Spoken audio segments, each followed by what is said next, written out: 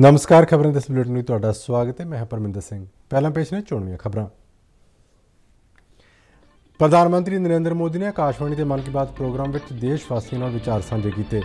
कहा कि भारत अज दुनिया में स्टार्टअप की अगवाई कर रहा है। प्रधानमंत्री मोदी अनुसार कर्तव्य को सही ढंग नाल निभाउणा ही बाबा साहेब अंबेडकर को सच्ची श्रद्धांजलि होवेगी।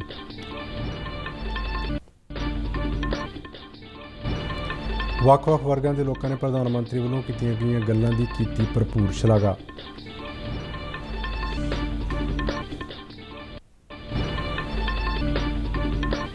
संसद का सरद-रुत इजलास कल तो प्रधानमंत्री नरेंद्र मोदी की अगवाई में हुई सर्व पार्टी मीटिंग।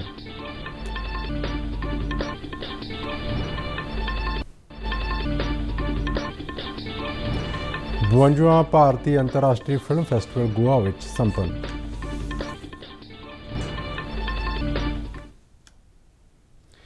ते हुण खबरां विस्तार नाल। प्रधानमंत्री नरेंद्र मोदी ने अज आकाशवाणी ते अपने मन की बात प्रोग्राम विच देशवासियों नाल विचार साझे किए। मन की बात की यह 83वीं लड़ी सी। एक रिपोर्ट।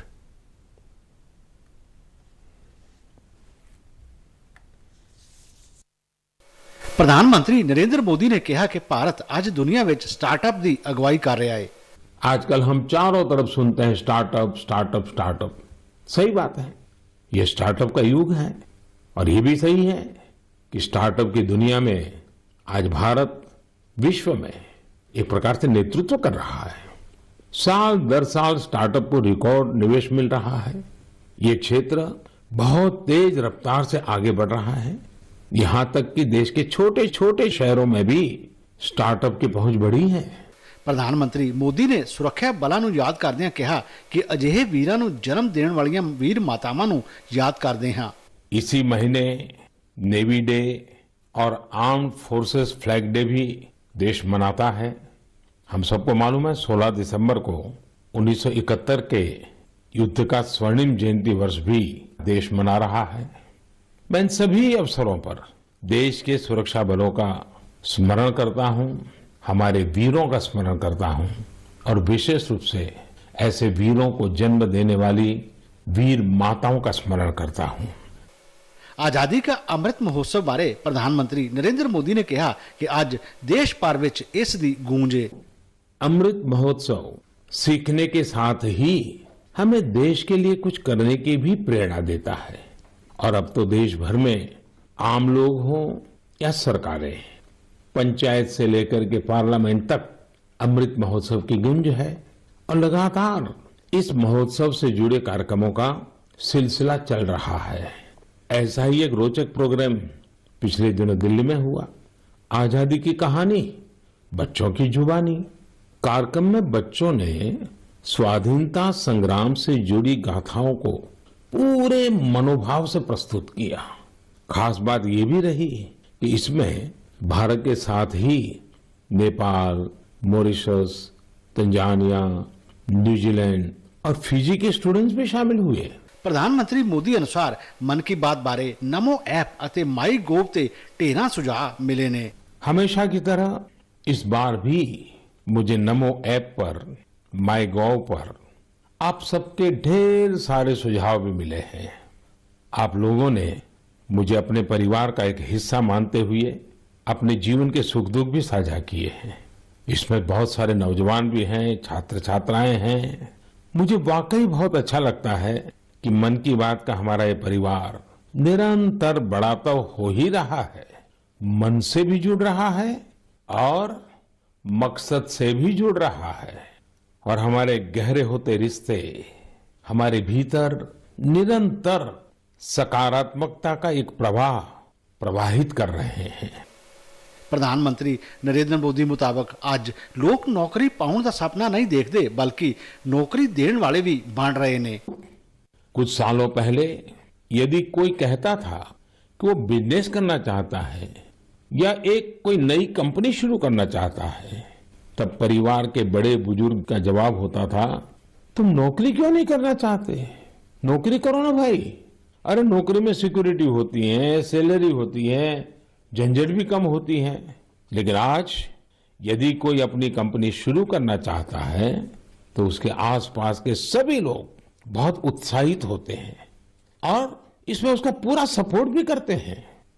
साथियों, भारत की ग्रोथ स्टोरी का यह टर्निंग पॉइंट है, जहां अब लोग सिर्फ जॉब सीकर्स बनने का सपना नहीं देख रहे, बल्कि जॉब क्रिएटर्स भी बन रहे हैं।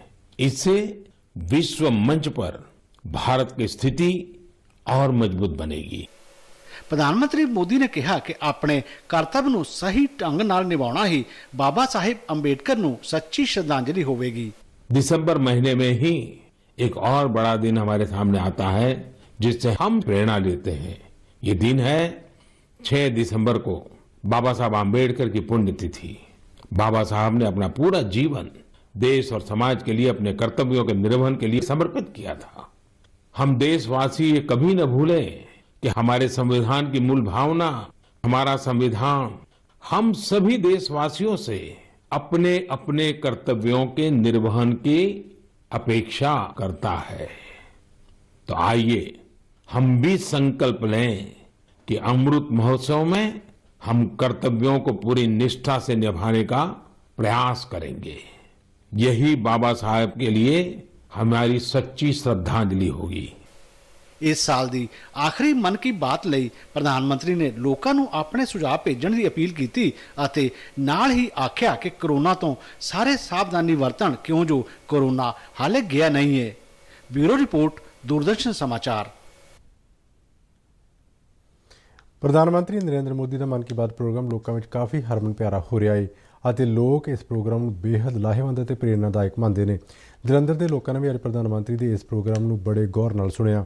ਵੱਖ-ਵੱਖ ਵਰਗਾਂ ਦੇ ਲੋਕਾਂ ਨੇ ਪ੍ਰਧਾਨ ਮੰਤਰੀ ਵੱਲੋਂ ਵਾਤਾਵਰਣ ਦੀ ਸੰਭਾਲ ਲਈ ਲੋਕਾਂ ਨੂੰ ਜਾਗਰੂਕ ਕਰਨ, ਨੌਜਵਾਨ ਉਦਮੀਆਂ ਨੂੰ ਪ੍ਰੇਰਿਤ ਕਰਨ ਅਤੇ ਸਰਕਾਰੀ ਸਕੀਮਾਂ ਦਾ ਲਾਭ ਲੈਣ ਵਾਲੇ ਨਾਗਰਿਕਾਂ ਨਾਲ ਸਿੱਧੀ ਗੱਲਬਾਤ ਕਰਨ ਦੀ ਭਰਪੂਰ ਸ਼ਲਾਘਾ ਕੀਤੀ। ਜਲੰਧਰ ਨੇੜੇ ਖਾਂਬਰਾ ਸਥਿਤ ਦੀਨ ਦਿਆਲ ਉਪਾਧਿਆਏ ਕੌਸ਼ਲ ਵਿਕਾਸ ਯੋਜਨਾ ਤਹਿਤ ਚਲਾਏ ਜਾ ਰਹੇ ਸੈਂਟਰ ਦੇ ਸਿਖਿਆਰਥੀਆਂ ਦਾ ਕਹਿਣਾ ਸੀ ਕਿ ਪ੍ਰਧਾਨ ਮੰਤਰੀ ਦੀ ਗੱਲਬਾਤ ਨਾਲ ਨੌਜਵਾਨਾਂ ਨੂੰ ਕੁਝ ਚੰਗਾ ਕਰਨ ਦੀ ਪ੍ਰੇਰਨਾ ਮਿਲਦੀ ਹੈ ਅਤੇ ਚਾਹੁੰਦੇ ਨੇ ਕਿ ਮਨ ਕੀ ਬਾਤ प्रोग्राम इस तरह ही चलता रहे। सब तो वधिया कि स्टूडेंट इनकरेज होऊगे कि वो इन्हां फैसिलिटीज़ का लाभ लैणगे ते होर भी जिहड़े लोकां नूं नहीं पता हैगा मन की बात राहीं उन्हां नूं भी पता लगूगा कि असीं की फैसिलिटीज़ की गवर्नमेंट सरकार सानूं फैसिलिटीज़ दे रही है ते असीं की फैसिलिटीज़ ले सकते हैं। इस जो भी प्रधानमंत्री मन की बात करें उनका ये मन की बात प्रोग्राम बहुत अच्छा प्रोग्राम है और ये उन्हें कंटिन्यू ही रखे। मैम, मैं पहले तो मैं प्रधानमंत्री जी का बहुत दिल से धन्यवाद करना चाहूँगी कि हम बेरोज़गारों को ये सेंटर DD-UKY जो सेंटर मुहिम चलाई गई है उसमें बहुत सारी जैसे गरीब बच्चों को गांव में जो रहते हैं उनको यहाँ पे जॉब दिलाई जाती है। फूड प्रोसेसिंग का कोर्स होता है, फैशन डिज़ाइनिंग का यहाँ कंप्यूटर का भी होता है और सबका अच्छे से होता है। यहाँ हमें पढ़ाई फ्री में करवाई जाती है, रहने का और खाने का बहुत अच्छा है और फ्री में सब कुछ होता है। जैसे कि प्रधानमंत्री जी ने सबसे पहले यही बोला था कि प्रकृति का ध्यान रखना चाहिए, तो सबसे पहले यही है कि हमें प्रकृति का ध्यान रखना चाहिए। जैसे हमारे सेंटर में इस चीज़ को लेके बहुत ध्यान दिया जाता है कि हर जगह सफाई मिलती है। नरेंद्र मोदी जी ने लाइव टेलीकास्ट में दिखाया था अभी पर्सन एक न्यू टेक्नोलॉजी के जरिए जो पोल्यूशन लेस रेट बहुत ही कम खर्चे में वो कर रहे हैं, क्योंकि देश की बहुत तरक्की की ओर बढ़ रहे हैं। तो नरेंद्र मोदी जी ने युवाओं के बहुत ही नज़रिए के बहुत ही ढंग से युवाओं को प्रेरणा दी है कि आप भी नए नए आइडियाज़ माइंड में लेकर आएँ और इनोवेशन करें। मैं फर्स्ट ऑफ ऑल सबसे पहले माननीय प्रधानमंत्री जी के लिए धन्यवाद देता हूं कि उन्होंने युवाओं के लिए इतनी स्कीम्स चलाई हैं, जैसे स्किल डेवलपमेंट से थ्रू जो लोग जो गरीब थे, जो कुछ अपने जीवन में नहीं कर पाते थे, जैसे पैसे के लेके तंगी होती थी उनके पास, तो जैसे स्किल डेवलपमेंट में हमारे यहाँ पे प्रोग्राम चलाया जा रहा है दीनदयाल उपाध्याय ग्रामीण कौशल्य योजना का। इसके थ्रू हम लोग क्या करते हैं, हमारे पास 2 कोर्सेज होते हैं, जैसे fashion designing and food processing में उन बच्चों को पहले बिल्कुल निःशुल्क ट्रेनिंग कराते हैं। ट्रेनिंग में जो फैसिलिटी दी जाती हैं जैसे रहना, खाना, कॉपी किताब, बैग, पेन, पेंसिल, सारी सुविधाएं उनको बिल्कुल मुफ्त दी जाती हैं। संसद के कल तो शुरू होने वाले सरद रोह इजलास की कार्रवाई सुचारू ढंग नाल चलाउण लई सरकार ने अज नवी दिल्ली में सर्व पार्टी मीटिंग बुलाई। प्रधानमंत्री नरेंद्र मोदी ने इस मीटिंग की प्रधानगी की। मीटिंग में कांग्रेस समेत होरना ਵੱਖ-ਵੱਖ पार्टियों के नुमाइंदियों ने हिस्सा लिया। बीजेपी ते कांग्रेस ने आपो अपने लोक सभा मैंबरों को कल सदन में मौजूद रहने लई व्हिप जारी किया है। ਖੇਤੀ ਮੰਤਰੀ ਨਰਿੰਦਰ ਸਿੰਘ ਤੋਮਰ ਸੈਸ਼ਨ ਦੇ ਪਹਿਲੇ ਦਿਨ ਕੱਲ੍ਹ ਲੋਕ ਸਭਾ ਵਿੱਚ ਖੇਤੀ ਕਾਨੂੰਨਾਂ ਨੂੰ ਰੱਦ ਕਰਨ ਸੰਬੰਧੀ ਬਿੱਲ ਪੇਸ਼ ਕਰਨਗੇ। ਬਾਅਦ ਵਿੱਚ ਬੀਜੇਪੀ ਪਾਰਲੀਮੈਂਟਰੀ ਐਗਜ਼ੀਕਿਊਟਿਵ ਕਮੇਟੀ ਦੀ ਮੀਟਿੰਗ ਵੀ ਹੋਈ, ਜਿਸ ਵਿੱਚ ਪਾਰਟੀ ਪ੍ਰਧਾਨ JP ਨੱਡਾ, ਰੱਖਿਆ ਮੰਤਰੀ ਰਾਜਨਾਥ ਸਿੰਘ ਅਤੇ ਰਾਜ ਸਭਾ ਵਿੱਚ ਸਦਨ ਦੇ ਨੇਤਾ ਤੇ ਕੇਂਦਰੀ ਮੰਤਰੀ ਪੀਯੂਸ਼ ਗੋਇਲ ਸਮੇਤ ਹੋਰ ਕਈ ਨੇਤਾ ਹਾਜ਼ਰ ਸਨ। ਇਸ ਮਗਰੋਂ NDA ਵਿੱਚ ਸ਼ਾਮਲ ਆਗੂਆਂ ਦੀ ਮੀਟਿੰਗ ਹੋਈ, ਜਿਸ ਵਿੱਚ ਸੰਸਦ ਦਾ ਇਜਲਾਸ ਦੌਰਾਨ ਅਪਣਾਈ ਜਾਣ ਵਾਲੀ ਰਣਨੀਤੀ ਤੇ ਚਰਚਾ ਕੀਤੀ ਗਈ। ਰਾਸ਼ਟਰਪਤੀ ਰਾਮਨਾਥ ਕੋਵਿੰਦ ਨੇ ਕਿਹਾ ਹੈ ਕਿ ਪਤੰਜਲੀ ਯੂਨੀਵਰਸਿਟੀ ਭਾਰਤ ਨੂੰ ਵਿਸ਼ਵ ਗੁਰੂ ਬਣਾਉਣ ਦੇ ਟੀਚੇ ਵੱਲ ਕੰਮ ਕਰ ਰਹੀ ਹੈ। ਹਰਿਦੁਆਰ ਵਿੱਚ ਅੱਜ ਪਤੰਜਲੀ ਯੂਨੀਵਰਸਿਟੀ ਦੇ ਇਨਾਮ ਵੰਡ ਸਮਾਗਮ ਨੂੰ ਸੰਬੋਧਨ ਕਰਦਿਆਂ ਉਨ੍ਹਾਂ ਕਿਹਾ ਕਿ ਯੂਨੀਵਰਸਿਟੀ ਨਵੀਂ ਸਿੱਖਿਆ ਨੀਤੀ ਵਿੱਚ ਸ਼ਾਮਲ ਭਾਰਤੀ ਰਵਾਇਤਾਂ ਅਤੇ ਆਧੁਨਿਕ ਸਾਇੰਸ ਦੇ ਮੇਲ ਲਈ ਕੰਮ ਕਰ ਰਹੀ ਹੈ। ਦੁਨੀਆ ਵਿੱਚ ਯੋਗ ਦੇ ਵੱਧਦੇ ਮਹੱਤਵ ਬਾਰੇ ਰਾਸ਼ਟਰਪਤੀ ਨੇ ਕਿਹਾ ਕਿ ਯੋਗ ਗੁਰੂ ਸਵਾਮੀ ਰਾਮਦੇਵ ਨੇ ਅੱਜ ਯੋਗ ਦੀ ਪਰਿਭਾਸ਼ਾ ਬਦਲ ਦਿੱਤੀ ਹੈ ਅਤੇ ਹਰ ਵਿਅਕਤੀ ਯੋਗ ਦੇ ਕਿਸੇ ਨਾਲ ਕਿਸੇ ਰੂਪ ਵਿੱਚ ਜੁੜਿਆ ਹੋਇਆ ਹੈ। ਰਾਸ਼ਟਰਪਤੀ ਕੋਵਿੰਦ ਨੇ ਕਿਹਾ ਕਿ ਯੋਗ ਨਾਲ ਸਰੀਰ ਅਤੇ ਮਨ ਦੋਵੇਂ ਸਿਹਤਯਾਬ ਰਹਿੰਦੇ ਨੇ। ਇਸ ਮੌਕੇ ਉੱਤਰਾਖੰਡ ਦੇ ਰਾਜਪਾਲ ਗੁਰਮੀਤ ਸਿੰਘ, ਮੁੱਖ ਮੰਤਰੀ ਪੁਸ਼ਕਰ ਸਿੰਘ ਧਾਮੀ ਅਤੇ ਯੋਗ ਗੁਰੂ ਸਵਾਮੀ ਰਾਮਦੇਵ ਵੀ ਮੌਜੂਦ ਸਨ। ਦੇਸ਼ ਵਿਆਪੀ ਕੋਵਿਡ ਟੀਕਾਕਰਨ ਮੁਹਿੰਮ ਤਹਿਤ ਭਾਰਤ ਨੇ 122 ਕਰੋੜ ਤੋਂ ਵੱਧ ਟੀਕੇ ਲਗਾ ਕੇ ਇੱਕ ਹੋਰ ਮੀਲ ਪੱਥਰ ਪਾਰ ਕਰ ਲਿਆ ਹੈ। ਸਿਹਤ ਮੰਤਰਾਲੇ ਮੁਤਾਬਕ ਅੱਜ ਸ਼ਾਮ 7 ਵਜੇ ਤੱਕ 36 ਲੱਖ ਤੋਂ ਵੱਧ ਕੋਵਿਡ ਟੀਕੇ ਲਗਾਏ ਗਏ ਸਨ। ਸਿਹਤਯਾਬੀ ਦੀ ਦਰ ਇਸ ਵੇਲੇ 98.34% ਹੈ, ਜਿਹੜੀ ਮਾਰਚ 2020 ਤੋਂ ਬਾਅਦ ਸਭ ਤੋਂ ਵੱਧ ਹੈ। ਪੰਜਾਬ ਵਿੱਚ ਹੁਣ ਤੱਕ 2,39,38,428 ਟੀਕੇ ਲਗਾਏ ਜਾ ਚੁੱਕੇ ਨੇ। 52ਵਾਂ ਭਾਰਤੀ ਅੰਤਰਰਾਸ਼ਟਰੀ ਫਿਲਮ ਫੈਸਟੀਵਲ ਅੱਜ ਗੋਆ ਵਿੱਚ ਖਤਮ ਹੋਇਆ। ਸਮਾਪਤੀ ਸਮਾਗਮ ਵਿੱਚ ਸੂਚਨਾ ਤੇ ਪ੍ਰਸਾਰਣ ਮੰਤਰੀ ਅਨੁਰਾਗ ਠਾਕਰ ਨੇ ਅਫਜ਼ੂਨ ਜੋਸ਼ੀ ਨੂੰ Indian film personality of the year award ਨਾਲ ਸਨਮਾਨਿਤ ਕੀਤਾ। ਅਨੁਰਾਗ ਠਾਕਰ ਨੇ ਫਿਲਮ ਅਦਾਕਾਰ ਰਣਧੀਰ ਕਪੂਰ ਅਤੇ ਮਨੋਜ ਵਾਜਪਾਈ ਅਤੇ ਅਦਾਕਾਰਾ ਮਾਧੁਰੀ ਦੀਕਸ਼ਤ ਨੂੰ ਸਨਮਾਨਿਤ ਕੀਤਾ। ਇਸ ਮੌਕੇ ਅਨੁਰਾਗ ਠਾਕਰ ਨੇ ਕਿਹਾ ਕਿ ਭਾਰਤੀ ਅੰਤਰਰਾਸ਼ਟਰੀ ਫਿਲਮ ਫੈਸਟੀਵਲ ਇੱਕ ਨਵੀਂ ਸ਼ੁਰੂਆਤ ਵੱਲ ਵਧ ਰਿਹਾ ਹੈ ਅਤੇ ਫੈਸਟੀਵਲ ਵਿੱਚ ਪਹਿਲੀ ਵਾਰ OTT ਪਲੇਟਫਾਰਮ ਫਿਲਮਾਂ ਸ਼ਾਮਲ ਹੋਈਆਂ ਨੇ। ਉਹਨਾਂ ਦੱਸਿਆ ਕਿ ਇਸ ਫੈਸਟੀਵਲ ਵਿੱਚ ਦੇਸ਼ ਵਿਦੇਸ਼ ਤੋਂ 10,000 ਡੈਲੀਗੇਟ ਸ਼ਾਮਲ ਹੋਏ। ਉਹਨਾਂ ਵਿਦੇਸ਼ੀ ਫਿਲਮ ਡਾਇਰੈਕਟਰਾਂ ਨੂੰ ਭਾਰਤ ਆਉਣ ਦਾ ਸੱਦਾ ਦਿੰਦਿਆਂ ਕਿਹਾ ਕਿ ਉਹਨਾਂ ਨੂੰ ਸਾਰੀਆਂ ਸਹੂਲਤਾਂ ਦਿੱਤੀਆਂ ਜਾਣਗੀਆਂ। We aim to make India a powerhouse of content creation, especially the regional cinema, by scaling up the regional festivals. We aim to make India the post-production hub for the world by leveraging the immense tech talent amongst our youth. We make to India the hub of world cinema, a destination for films and festivals, and the most favored place for filmmakers and film lovers. Bharat ਸਰਕਾਰ ਦੀ game changer ਯੋਜਨਾ DBT ਦੇ ਚੱਲਦੇ corona ਕਾਲ ਵਿੱਚ ਵੀ ਸਰਕਾਰੀ ਖਜ਼ਾਨੇ ਨੂੰ ਵੱਡੀ ਬਚਤ ਹੋਈ ਹੈ। DBT ਪੋਰਟਲ ਮੁਤਾਬਕ ਸਾਲ 2020-21 ਵਿੱਚ DBT ਨਾਲ ਹੋਈ ਬਚਤ ਦੀ ਰਕਮ 45,000 ਕਰੋੜ ਰੁਪਏ ਬਣਦੀ ਹੈ। ਸਾਫ਼ ਸੁਥਰੇ DBT ਸਿਸਟਮ ਨਾਲ ਮੋਦੀ ਸਰਕਾਰ ਨੇ ਪਿਛਲੇ 7 ਵਰ੍ਹਿਆਂ ਵਿੱਚ 2.25 ਲੱਖ ਕਰੋੜ ਰੁਪਏ ਬਚਾਏ ਨੇ, ਜਿਹੜੇ ਪਹਿਲਾਂ ਭ੍ਰਿਸ਼ਟਾਚਾਰੀਆਂ ਜਾਂ ਵਿਚੋਲਿਆਂ ਕੋਲ ਪਹੁੰਚਦੇ ਸਨ। ਸਿਰਫ TDS ਰਾਹੀਂ ਮਿਲਣ ਵਾਲੇ ਰਾਸ਼ਨ ਤੋਂ ਸਰਕਾਰੀ ਖਜ਼ਾਨੇ ਨੂੰ ਕੁੱਲ 34,700 ਕਰੋੜ ਰੁਪਏ ਦੀ ਬਚਤ ਹੋਈ ਹੈ। ਇਸ ਸਿਸਟਮ ਨਾਲ ਰਕਮ ਸਿੱਧੇ ਲਾਭਪਾਤਰੀ ਦੇ ਖਾਤੇ ਵਿੱਚ ਜਾ ਰਹੀ ਹੈ। BJP ਦੇ ਸੂਬਾ ਪ੍ਰਧਾਨ ਅਸ਼ਵਨੀ ਸ਼ਰਮਾ ਨੇ ਕਿਹਾ ਹੈ ਕਿ ਪਾਰਟੀ ਆਉਂਦੀਆਂ ਵਿਧਾਨ ਸਭਾ ਚੋਣਾਂ ਪੂਰੀ ਇਕਜੁੱਟਤਾ ਨਾਲ ਲੜੇਗੀ। ਉਹ ਅੱਜ ਜਲੰਧਰ ਸ਼ਹਿਰ ਦੇ ਸਾਰੇ 4 ਅਸੈਂਬਲੀ ਹਲਕੇ ਵਿੱਚ ਪਾਰਟੀ ਵਰਕਰਾਂ ਨਾਲ ਵੱਖ-ਵੱਖ ਮੀਟਿੰਗਾਂ ਨੂੰ ਸੰਬੋਧਨ ਕਰ ਰਹੇ ਸਨ। ਅਸ਼ਵਨੀ ਸ਼ਰਮਾ ਨੇ ਫਿਰ ਦੁਹਰਾਇਆ ਕਿ BJP ਪੰਜਾਬ ਦੇ ਸਾਰੇ 117 ਅਸੈਂਬਲੀ ਹਲਕਿਆਂ ਤੋਂ ਚੋਣ ਲੜੇਗੀ।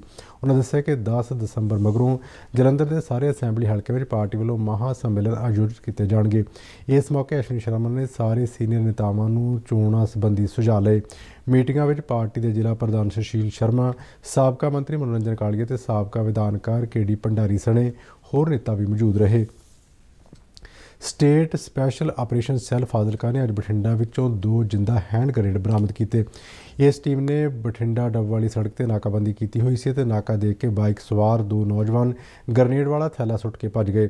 ਬਾਅਦ ਵਿੱਚ ਪੁਲਿਸ ਨੇ ਇਸ ਥੈਲੇ ਵਿੱਚੋਂ 2 ਹੈਂਡ ਗ੍ਰੇਨੇਡ ਬਰਾਮਦ ਕੀਤੇ। ਪੁਲਿਸ ਵੱਲੋਂ ਮਾਮਲਾ ਦਰਜ ਕਰਕੇ ਭੱਜੇ ਗਏ ਨੌਜਵਾਨਾਂ ਦੀ ਭਾਲ ਕੀਤੀ ਜਾ ਰਹੀ ਹੈ। ਸੀਮਾ ਸੁਰੱਖਿਆ ਬਲ ਨੇ ਗੁਰਦਾਸਪੁਰ ਸੈਕਟਰ ਦੀ ਇੱਕ ਸਰਹੱਦੀ ਚੌਂਕੀ ਤੋਂ ਇੱਕ ਪਾਕਿਸਤਾਨੀ ਨਾਗਰਿਕ ਨੂੰ ਬੀਤੇ ਦਿਨੀ ਪਾਕਿਸਤਾਨ ਦੇ ਰੇਂਜਰਾਂ ਦੇ ਹਵਾਲੇ ਕੀਤਾ। ਇਹ ਨਾਗਰਿਕ 26 ਨਵੰਬਰ ਨੂੰ ਗਲਤੀ ਨਾਲ ਸਰਹੱਦ ਪਾਰ ਕਰਕੇ ਭਾਰਤੀ ਇਲਾਕੇ ਵਿੱਚ ਆ ਗਿਆ ਸੀ। ਬਲ ਦੇ ਇੱਕ ਬੁਲਾਰੇ ਨੇ ਜਲੰਧਰ ਵਿੱਚ ਦੱਸਿਆ ਕਿ ਇਸ ਵਾਰੀ ਅਜਿਹੇ 16 ਪਾਕਿਸਤਾਨੀ ਨਾਗਰਿਕਾਂ ਨੂੰ ਮਨੁੱਖੀ ਅਤੇ ਸਦਭਾਵ ਦੇ ਆਧਾਰ ਤੇ ਪਾਕਿਸਤਾਨੀ ਰੇਂਜਰਾਂ ਦੇ ਹਵਾਲੇ ਕੀਤਾ ਜਾ ਚੁੱਕਾ ਹੈ, ਜਿਹੜੇ ਗਲਤੀ ਨਾਲ ਭਾਰਤੀ ਸਰਹੱਦ ਵਿੱਚ ਆ ਗਏ ਸਨ। ਤੇ ਇਸ ਤਰ੍ਹਾਂ ਲਈ ਖਬਰਾਂ ਦਾ ਬੁਲੇਟਿਨ ਖਤਮ ਹੁੰਦਾ ਹੈ। ਇਜਾਜ਼ਤ ਦਿਓ। ਨਮਸਕਾਰ।